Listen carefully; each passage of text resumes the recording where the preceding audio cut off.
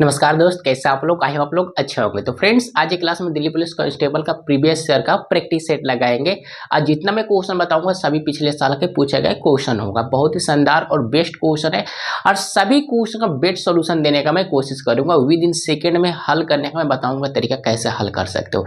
जितना जल्दी हो सके फास्ट करने की कोशिश करेंगे। वैसे तो दिल्ली पुलिस कांस्टेबल में सभी क्वेश्चन जो होते हैं लेंदी होते हैं, थोड़ा कैलकुलेटिव पूछे जाते हैं क्वेश्चन। आप प्रीवियस ईयर क्वेश्चन उठा के देखे ना, सभी क्वेश्चन लेंदी होगा, आपको कैलकुलेशन करना पड़ेगा, है ना। तब मैं चाहूंगा कि आज की क्लास में कैलकुलेशन का जितना हो सके कम करूं, है ना। तो चलिए क्वेश्चन को स्टार्ट करते हैं हल करना। पहला क्वेश्चन आपको सामने है, जल्दी से हल करके बताएंगे आंसर हुआ कितना। और वीडियो का गाइस अंत तक बन रहिएगा, जरूर मजा आएगा, सभी बातें समझ में आएगी, पूरा माहौल बना दोगे आप। क्लियर ना। चलिए तो स्टार्ट करते हैं भाई। जल्दी बताओ कि आंसर है कितना। फास्ट बोलो, 2 सेकंड में बताना है कि आंसर है क्या। चलिए तो समझते हैं भाई, धीमे धीमे सभी क्वेश्चन को आराम से और धीमे धीमे पढ़ेंगे। देख क्वेश्चन दिया है, रोहित अपने सामान के क्रय मूल्य से 30% अधिक अंकित करता है ना। और उसने 13.5% का भी डिस्काउंट दे दिया और उसने बेचा कितना, 1012.05 रुपये में बेच दिया। तो बताना है क्रय मूल्य कितना होगा, कितने में उसने खरीदा था। कॉस्ट प्राइस निकालनी है। तो भाई ध्यान से समझो, हमको फाइंड करना है कॉस्ट प्राइस, है ना। सीपी निकालना है। सीपी मतलब कॉस्ट प्राइस क्रय मूल्य। क्रय मूल्य तो दिया नहीं, तो अपने पॉकेट से ही मान लेना 100 रुपया है। क्लियर ना, दूसरे के पॉकेट से नहीं। हमने मान लिया क्रय मूल्य कितना है, 100 रुपया है। क्लियर है। मार्क प्राइस जो है इसका अंकित मूल्य 30% बढ़ा कर रखा। 100 रुपया में खरीदा, 30 पे बढ़ा कर रख देंगे, यानी कितना हो जाएगा, 130 रुपया, है ना। सभी लोग कर लेंगे ये। 100 रुपया मान लिया, 30 पे बढ़ा कर रख दिया, यानी 130 रुपया होगा अब उसका मार्क प्राइस। क्लियर ना। चलिए तो उसने डिस्काउंट दे दिया 13.5% का, 13.5% का डिस्काउंट मिला। तो डिस्काउंट किस पर मिलता है भाई, सभी लोग को पता होगा कि डिस्काउंट आपको मार्क प्राइस पर ही दिया जाता है। मॉल में जाते हो तो मार्क प्राइस पर ही डिस्काउंट मिलता है ना भाई। तो 13.5% का डिस्काउंट किस पर मिलेगा, मार्क प्राइस पर। तो 130 का 13.5% निकाल लो। 130 का, है ना, 130 का 13.5% चाहिए। 13.5% का फ्रैक्शन वैल्यू कितना होगा भाई, देखो ध्यान से समझना। 13.5% पॉइंट लगाओगे, है ना, 13.5% के लिए बट्टे में 100। अगर मैं पॉइंट भी हटा दूंगा तो एक और जीरो हो जाएगा। क्लियर है। अगर मैं काटूंगा तो ये 27 बार में 5 से, ये 5 से काटेंगे तो 200 बार में, है ना। अगर मैं 227 का डिस्काउंट दे दूंगा तो बेचू कितना, 173/200, है ना। डिस्काउंट निकालने में किसी को परेशानी, अगर डिस्काउंट निकालने में परेशानी है तो आपको मार्केट करने नहीं आता है ना। बाजार में कोई सामान नहीं खरीद सकते डिस्काउंट पर। क्लियर है। अगर मैं यहाँ से काट दूंगा, एक जीरो से एक जीरो, दोनों को गुना कर दूं और 20 से डिवाइड कर दूंगा, तो आपका जो सेलिंग प्राइस है 112.45 आएगा। ये कर लेना, आप गुना भाग कर लेना। तो कितना आएगा, 112.45। यही आपको क्या होगा, सेलिंग प्राइस होगा।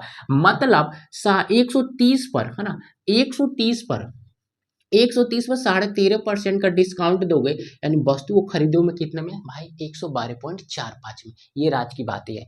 क्लियर है ना। चलिए ये समझ गए तो क्वेश्चन अब खत्म है। देखिए इतने में आपने क्या बेचा, जबकि क्वेश्चन दिया भाई इतने में नहीं बेचा भाई, आपने बेचा 1012.05 में बेचा है। तो इसका वैल्यू इतना है, तो 1 यूनिट का वैल्यू बताओ। तो इससे इससे काटोगे, मतलब इससे ऐसे काटोगे तो 1 यूनिट का वैल्यू आएगा कितना, 9 आएगा। मतलब 9 बार में कटेगा, है ना।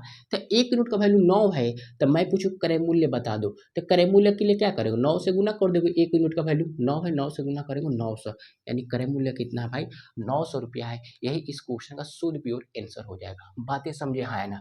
किसी को दिक्कत नहीं ना, आगे बढ़ सकते हैं। चलिए नेक्स्ट क्वेश्चन। नेक्स्ट क्वेश्चन बताओ भाई कि आंसर है क्या।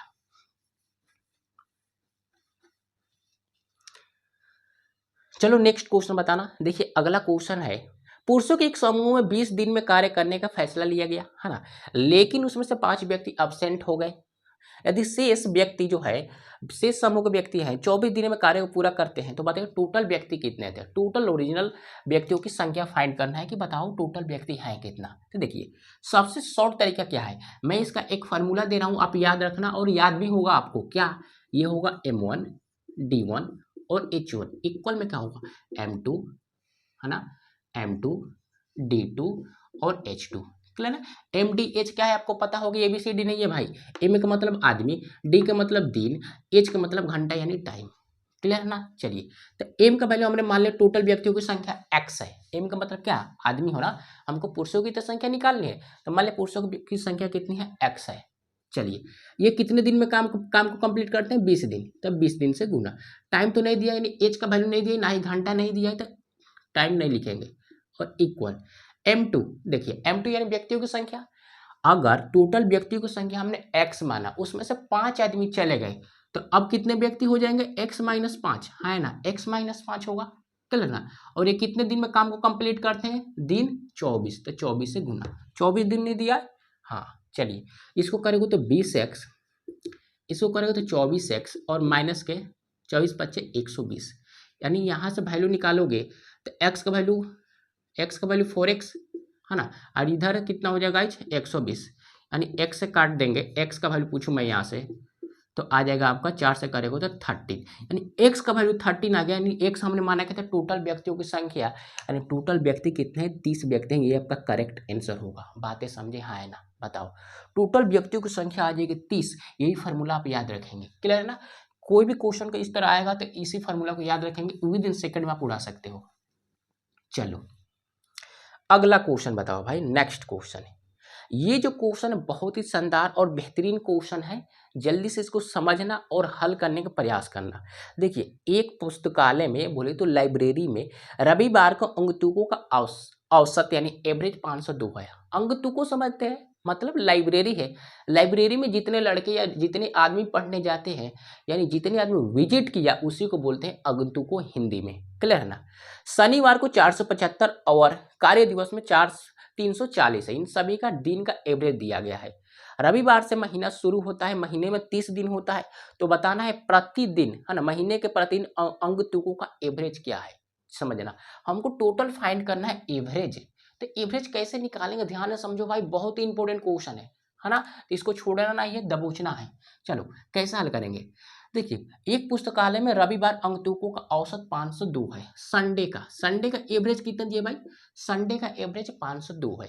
और जो महीना होता है, स्टार्ट कैसे होता है? संडे से। एक बात बताओ, रीजनिंग पढ़े हो तो आपको पता होगी कि एक महीना में कितने रविवार आते हैं? एक महीना में कितना रविवार होता है? कैलेंडर उठाना और गिनना, एक महीना में 4 रविवार होता है, क्लियर है ना। हाँ है ना, 4 रविवार होगा, एक महीने में 4 रविवार होता है। जबकि ये जो क्वेश्चन में महीना दिया है, रविवार से ये स्टार्ट होता है, तो रविवार से स्टार्ट होगा तो पाँच रविवार हो जाएंगे, क्योंकि एक महीना में 4 रविवार। और दिन कैसे, महीना कैसे स्टार्ट होता है भाई? रविवार से, तो एक रविवार और जुड़ जाएगा, यानी 5 रविवार होंगे, हाँ है ना, 5 रविवार। और इनका टोटल एवरेज दिया है कितना भाई? टोटल एवरेज है 502। तो यहाँ से मैं सम निकाल रहा हूँ। संडे को कितने व्यक्ति पढ़ने आ रहे हैं, कितने व्यक्ति विजिट करने आ रहे हैं लाइब्रेरी में, वही मैं यहाँ पे सम निकाल रहा हूँ। तो सम बराबर क्या होता है? टोटल व्यक्तियों की संख्या, टोटल आंकड़ा गुणे एवरेज, तो एवरेज गुणे आंकड़े से गुना करेंगे तो सम आता है, क्लियर है ना। तो गुना करेंगे तो कितना? 5 दूना के 10 के 0 हार्सिन 1, 5 1 1, इसके बाद में 5 5 25, क्लियर है, हाँ है ना, यानी 25 10 हुआ, क्लियर है। 5 दूना के 10 1, 5 1 5 25। चलिए, ये आ गया संडे के इतना, संडे के इतने लोग विजिट किए, बातें समझे ना। चलिए आगे पढ़ना। अब शनिवार का एवरेज कितना दिया? सैटरडे का एवरेज कितना दिया भाई? सैटरडे का 475। तो एक महीना भी सैटरडे 4 ही होता है ना। ये महीना 4 सैटरडे से स्टार्ट नहीं होता, 4 लिखेंगे, क्लियर ना, 4 होगा, एक महीने में 4 शनिवार आता है, क्लियर है। और गुना एवरेज है 475, औसत दिया है 475, गुना कर लो 4 5 20 हार्सिन 2, 7 चौका 28 2 33, और 4 चौके 16 3 1900 होगा, क्लियर है ना। चलिए फिर आगे गाइस दिया रखा है क्वेश्चन में, कार्य दिवस, है ना, मतलब टोटल जो शेष दिन बचेगा, शेष दिन, है ना, शेष दिन जो बचेगा उसका एवरेज दिया है क्या भाई? 340। और शनिवार क्या है? सैटरडे से। देखिए 5 ये 4 ये, टोटल दिन कितना होंगे? 9। हमने 9 दिन का सम निकाल लिया।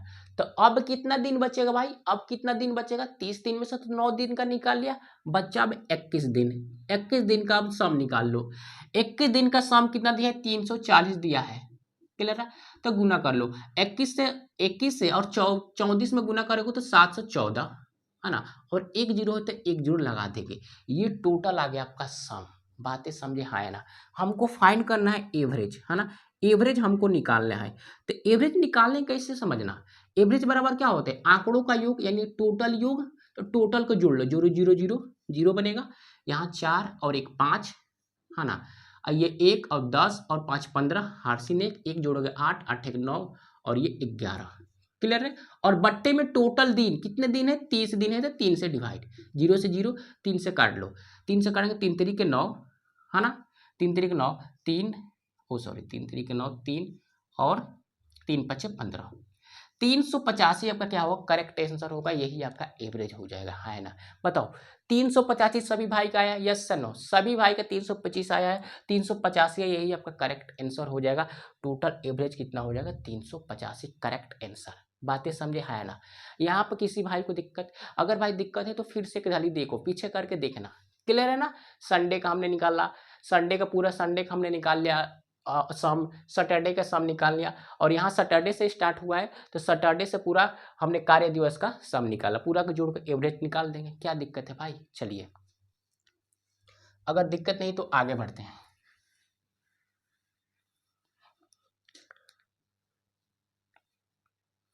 चलो नेक्स्ट क्वेश्चन बताओ। 32% के एकल छूट और 20% और 12% की दो सक्सेसिव डिस्काउंट के मूल्य को बीच का डिफरेंस 36 दिया है, तो बताइए मार्क प्राइस क्या है। हमको मार्क प्राइस फाइंड करना है।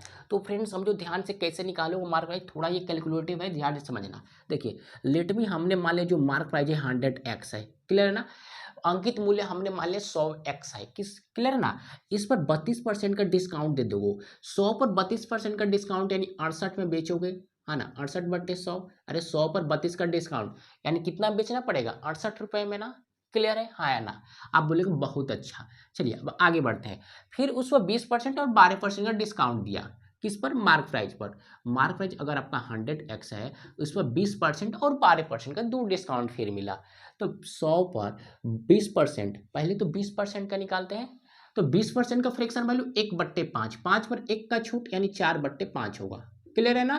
फिर 12% का फ्रैक्शन वैल्यू 3/25, 25 पर 3 का छूट यानी 22/25 होगा, क्लियर है। आप बोलेंगे हाँ क्लियर है। और फ्रेंड समझना ध्यान से, देखिए दोनों का, इन दोनों का डिस्काउंट का जो डिफरेंस है यानी अंतर है कितना है, 36 है, तो 36 लगा देंगे।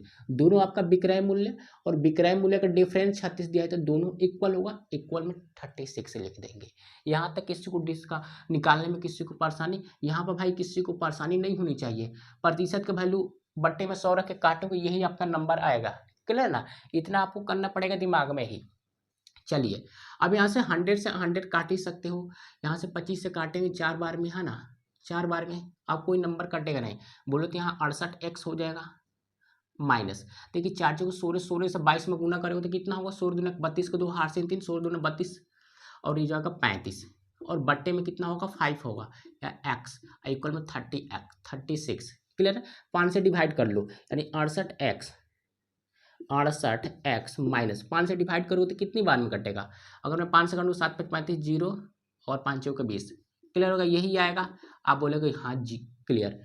अगर मैं इसमें से इसमें माइनस करूँगा तो कितना होगा 2.4x और इक्वल में 36, यानी x का मैं वैल्यू पूछूँ तो अगर मैं इससे इससे काटूंगा तो 15 बार में ही कटेगा, क्लियर ना, 15 बार में कटेगा। 24 से काटोगे तो ये कितनी बार में, बोलो सॉरी 2.4 से काटोगे तो कितनी बार में कटेगा, 15 बार में कटेगा, है ना। चलिए तो x का वैल्यू आपका 15 आ गया, हमसे पूछा गया मार्क प्राइस, है ना, एमपी निकालना है। आपने एमपी माना कितना 100x माना है, x का वैल्यू 15 है, यहाँ 15 रखोगे यानी 15 से क्या होगा आपका मार्क प्राइस होगा, यही आपका करेक्ट आंसर हो जाएगा। बताओ किसको परेशानी है इस क्वेश्चन में, थोड़ी सी भी दिक्कत नहीं होनी चाहिए, आगे तो बढ़ ही सकते हैं हम। चलिए नेक्स्ट क्वेश्चन भाई बनाओ।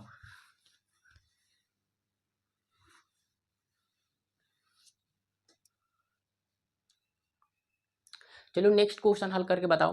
देखिए क्या दिया गया है, एक व्यक्ति अपनी मासिक आय का 75% व्यय करता है, मतलब खर्च करता है।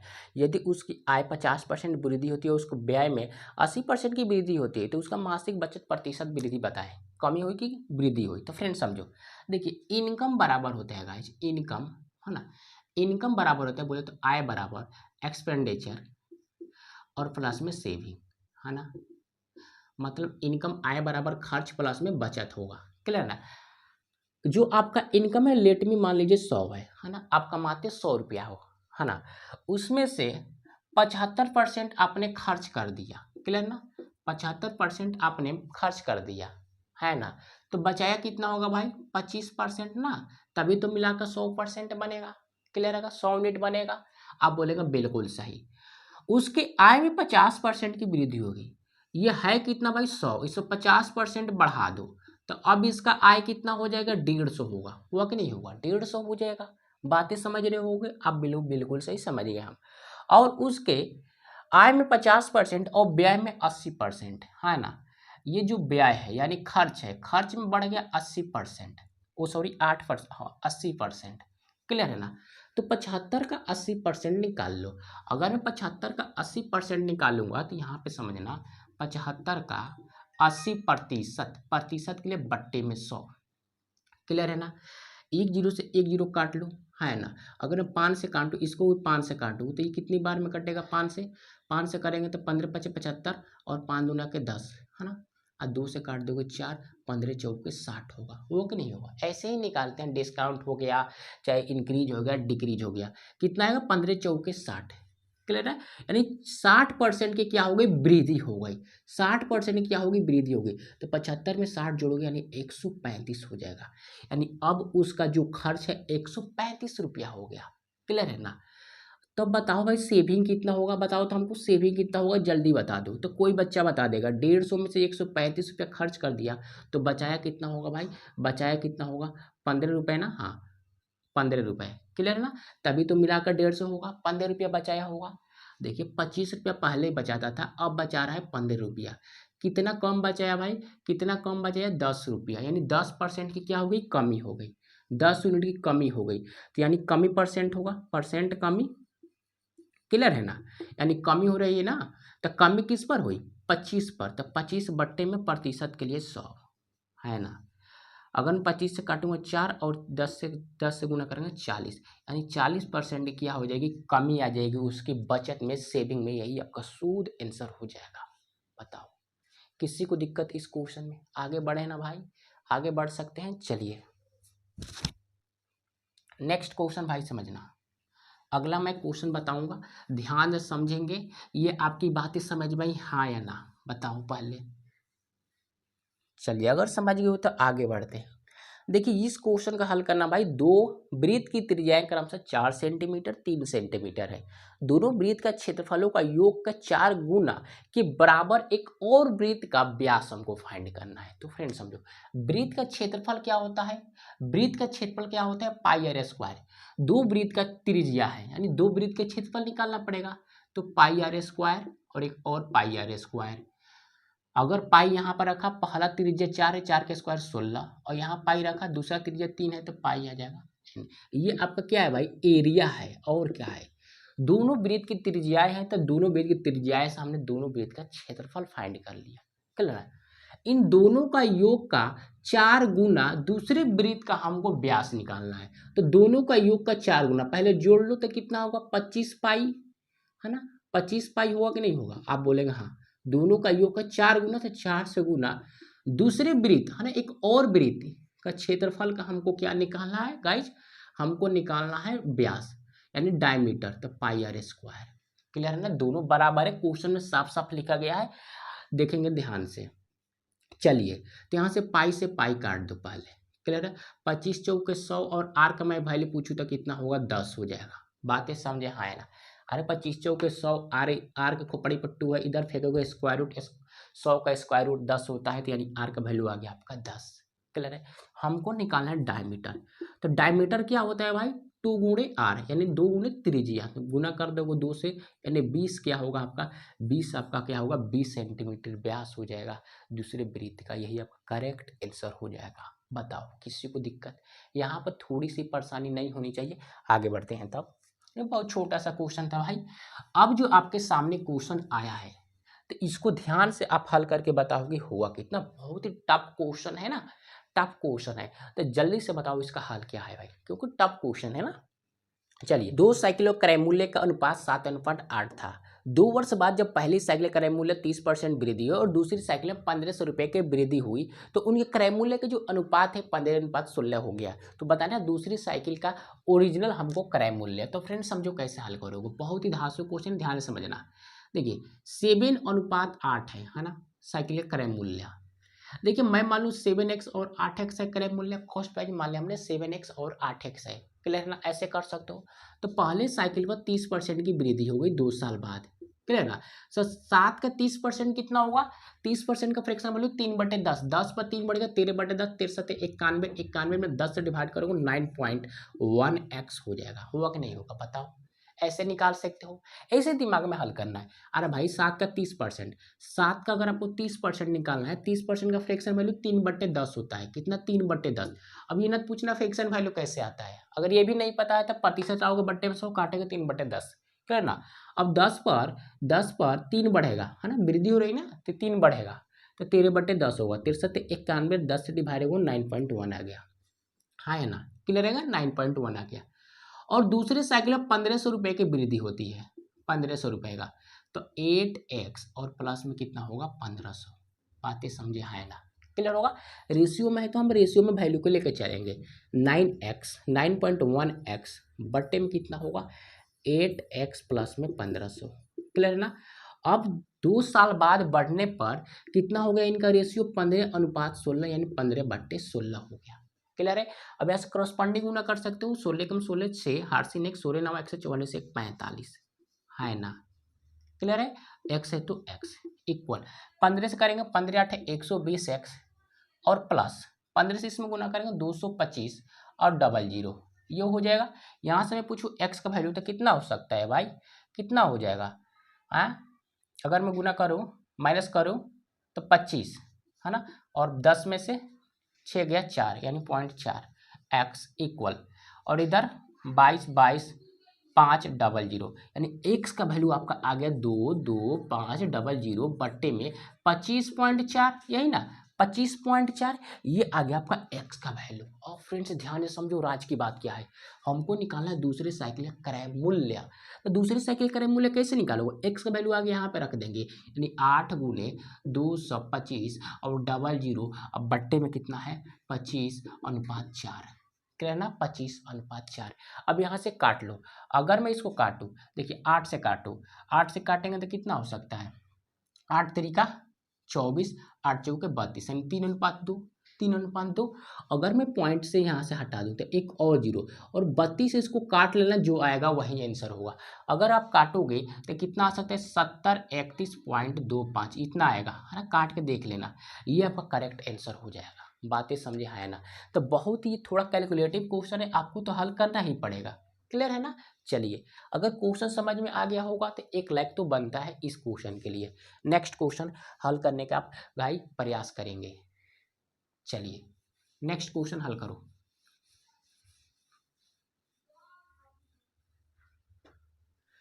तो फ्रेंड्स इस क्वेश्चन को जल्दी से हल करके बताएं आंसर कितना होगा, इजी और सिंपल साधारण क्वेश्चन है, समझना ध्यान से। 4 घंटियां हैं, 4 12 20 और 25 मिनट के अंतराल पर वो बजती है। यदि वो सुबह एक साथ 8 बजे बजती है तो बताना है किस समय वो एक साथ फिर से बजेगी दोबारा, क्लियर है ना। तो फ्रेंड्स समझो, देखिए अंतराल क्या दिया है, इनका डिफरेंस दे रखा है भाई 4 12 और 20 और 25, इतने मिनट के अंतराल पर वो हरदम बजती है चारों घंटियां, क्लियर है। तो मैं पूछूंगा एलसीएम बताओ, सबसे बेस्ट सोल्यूशन है इसका एलसीएम निकाल लो। तो एलसीएम तो नहीं बताऊंगा कि इसका एलसीएम निकालते कैसे, प्राइम फैक्टर कर लेना, एलसीएम आएगा 300 है ना, 300 मिनट में अंतराल है तो मिनट में ही आएगा, क्लियर है ना।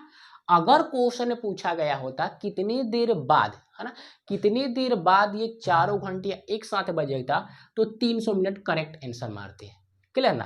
अगर घंटा में पूछता तो घंटा में चेंज कर लो, 60 से डिवाइड करोगे, 60 से डिवाइड करोगे तो कितना होगा 6 5 30, यानी 5 घंटा, यानी 5 घंटे बाद बजेगी, क्लियर ना, इतने देर बाद बजेगी। लेकिन हमसे ये नहीं पूछा गया भाई, हमसे पूछा गया कितने बजे बजेगी एक साथ।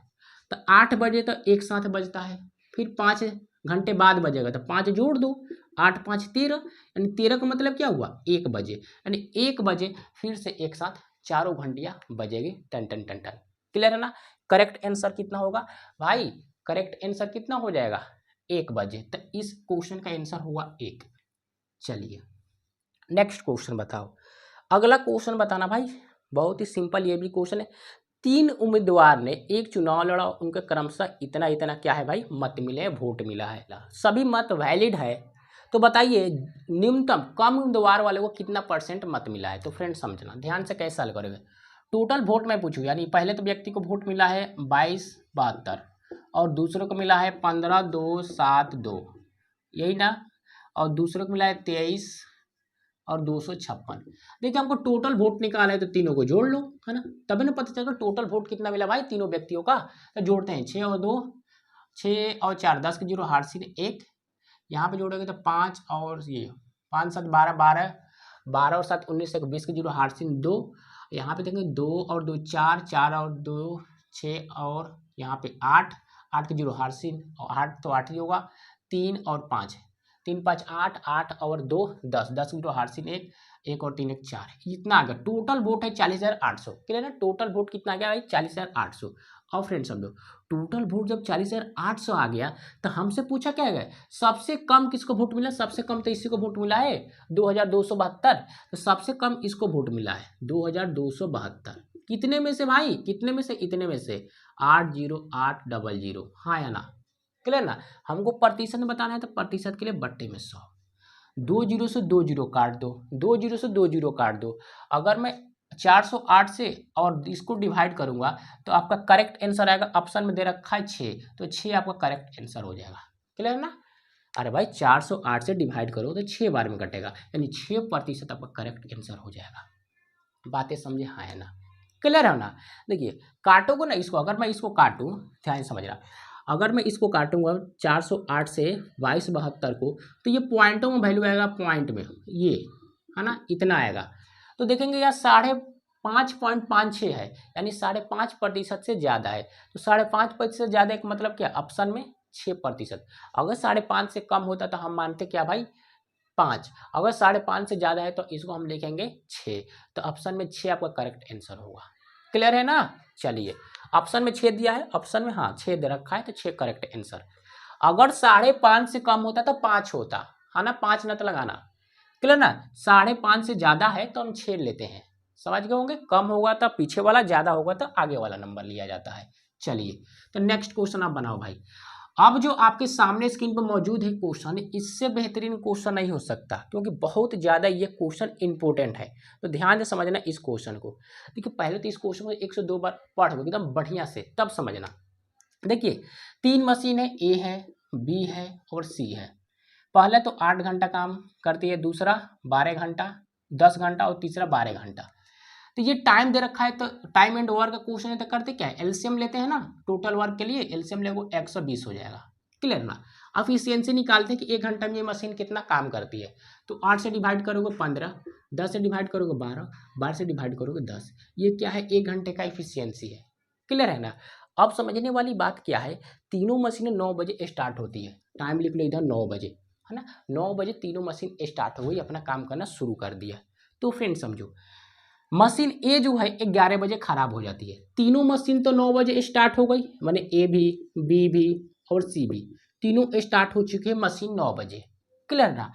तो 1 घंटे में पूछू ये तीनों मशीन कितना काम कर देगी, तो तीनों को जोड़ ले, 1 घंटे की एफिशिएंसी कितना है, 12 और 15 और 10 कितना होंगे 37, यानी 37, यानी 1 घंटे में 37 यूनिट काम करेगा तीनों मशीन, है ना, 1 घंटे में, क्लियर है ना।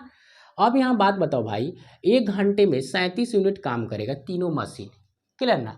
अब 11 बजे क्वेश्चन लिखा गया है, 11 बजे ये मशीन खराब हो गई, जब 11 बजे खराब हो जाएगी तो तीनों तो साथ में मिलकर ही काम किया होगा 11 बजे, हाँ या ना, क्लियर ना।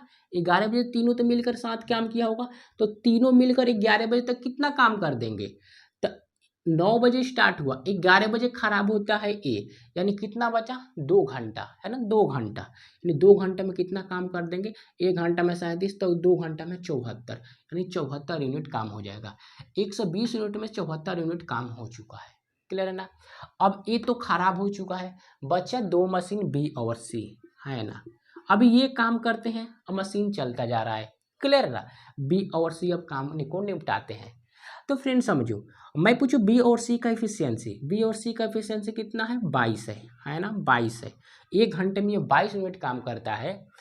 तो बी आगे चलकर कितने बजे खराब हुआ 12 बजे, अरे भाई ये तो 11 बजे खराब होगा, तो फिर ये 2 मशीन काम करते हैं, मतलब 11 बजे से ये काम करना शुरू करते हैं, क्लियर है ना, बी और सी। फिर चलकर 1 घंटा बाद यानी 12 बजे बी भी खराब हो गई। तो बी अगर खराब होता है 12 बजे, उससे पहले ये दोनों तो एक साथ ही काम किया होगा, है ना। तो 11 से 12 कितना हुआ, 1 घंटा। तो 1 घंटा में दोनों कितना काम कर देंगे, 22 यूनिट, है ना। क्लियर है ना, आप बोलेंगे बिल्कुल सही। यहाँ 22 यूनिट, यहाँ 74 यूनिट। क्लियर है। अब फ्रेंड्स बताओ एक बात, अब तो बी भी खराब हो चुका है, बचा सी। अब सी को पूरा काम करना पड़ेगा ना, तब टोटल काम कितना बचेगा, ये 74 और ये 22, टोटल काम कितना हो चुका है, 6 और 7 और 9, 7 2 9, यानी 96 यूनिट काम हो चुका है।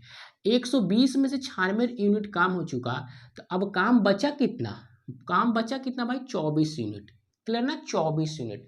अभी 24 यूनिट काम कौन करेगा, 24 यूनिट काम कौन करेगा भाई, अब अकेला सी को करना पड़ेगा ना भाई, सी को करना पड़ेगा। तो 24 यूनिट काम करना है सी को, 1 घंटे में 10 काम करता है, तो 24 यूनिट काम को करने के लिए कितना टाइम लगेगा, तो 10 से डिवाइड कर दोगे, तो यानी 2.4 आएगा। यानी 2.4 घंटे में क्या करेगा सी काम को निपटा देगा 2.4 घंटे में। क्लियर होगा, 2.4 घंटे में, 2.4 घंटे में सी काम को 24 यूनिट काम को निपटा देगा। तो मैं पूछूं, बताओ ए बी सी तीनों मशीन को 120 काम को कंप्लीट करने में कितना समय लगेगा। तो फ्रेंड समझो, देखो यहाँ कहाँ है, 2 घंटा ये लगा और 1 घंटा ये और 2.4 ये, तो जोड़ोगे तो कितना होगा, 5.4, है ना। और 5.4 का मतलब क्या हुआ बताओ, 5.4 घंटा, इसका मतलब का 5 घंटा, है ना। और 4 का मतलब होता है 24 मिनट। क्लियर है ना, 4 का मतलब होता है 24 मिनट। अरे 5.4 घंटा का मतलब होता है 5 घंटा और पॉइंट 4 का मतलब 24 मिनट, यानी 5 घंटा 24 मिनट में 120 काम को निपटाया गया है। तो क्वेश्चन में पूछता कि कितने घंटे में काम को निपटाया गया, मतलब खत्म हुआ, तो ये आंसर होता 5 घंटे 24 मिनट। जबकि हमसे पूछा गया है क्या गाइज, हमसे पूछा गया है पूरा काम करने में कितने बजे पूरा काम निपट गया, मतलब खत्म हो चुका है। तो फ्रेंड समझो, 9 बजे स्टार्ट हुआ था और 5 घंटा 24 मिनट तक मशीन चली, है ना, यानी इतना देर तक में काम को ख़त्म किया गया। ये टाइम को इसमें जोड़ देंगे, तो 5 4 9, 9 और 5 कितना होंगे, 14, और 14.24 मिनट, यानी 14 का मतलब क्या होता है भाई, 14 का मतलब टाइम में 2 घंटा, यानी 2:24, है ना, 2:24 पर काम को ख़त्म किया गया है। क्लियर है ना। अरे भाई 14 का मतलब क्या होगा, 2 बज रहा है, 14 का मतलब क्या, 2 बज रहा है। जिस तरह पहले क्वेश्चन में 13 का मतलब 1 बजता है, उसी का 14 का मतलब 2, यानी 2:24 में काम को कंप्लीट किया जाएगा। तो यहाँ तक आपको बातें समझ में आई, हाँ है ना। तो किसी को परेशानी इस क्वेश्चन में थोड़ी सी भी नहीं होनी चाहिए। अगर फ्रेंड्स सारा क्वेश्चन समझ में आया तो वीडियो को लाइक करना, और इस समय चैनल पर नए हैं तो प्लीज़ सब्सक्राइब। मिलते हैं नेक्स्ट वीडियो में, टेक केयर।